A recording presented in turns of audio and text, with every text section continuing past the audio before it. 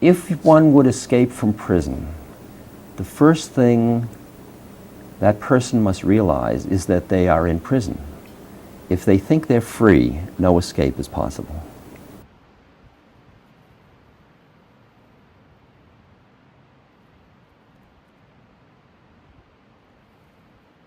It's our time to go. Dance with me one more time.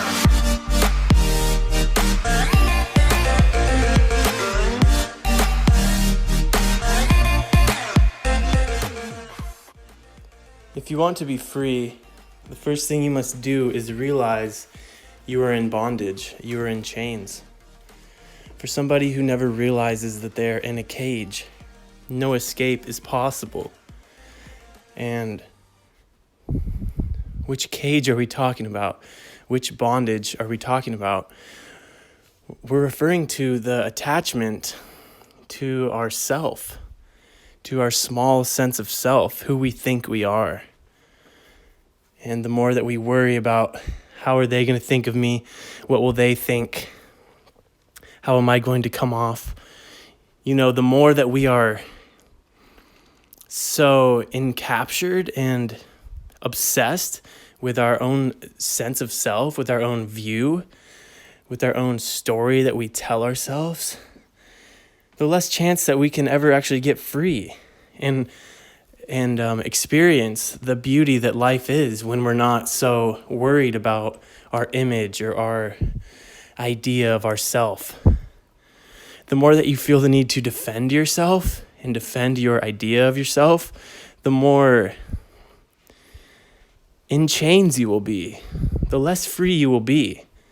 You don't need to defend or prove or do any of that. And the more we're attached to this idea of ourself, the story that we continue telling ourselves, the more suffering we cause. Because these stories are just stories. You tell yourself about your past all the time, remind yourself of what and what not. The past is gone, right?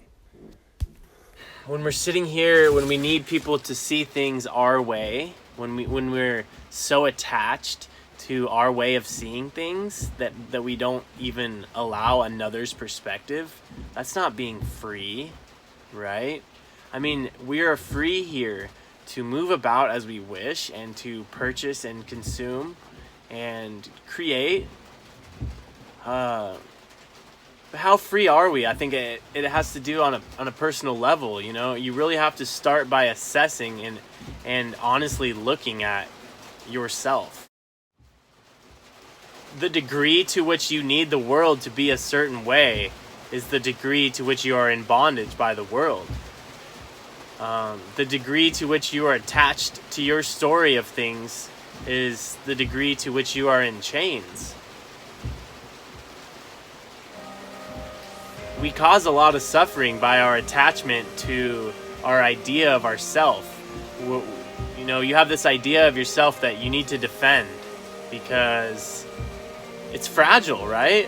Everything the world does is constantly attacking and kind of chipping away at who you think you are. So when you think you're someone, when you think you are something, then the idea is always kind of being attacked because it's just an idea. It's fragile, It's this image that you have.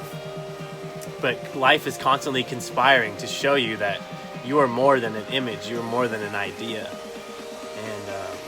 So how free are we if we're not allowing life to kind of be as it is, first of all, and if we are so attached to our beliefs that we can't even allow others to see things their way? If you need people to see things the way you see them, that's not really being free in yourself. Inner freedom is realizing that you have no control over so much in life.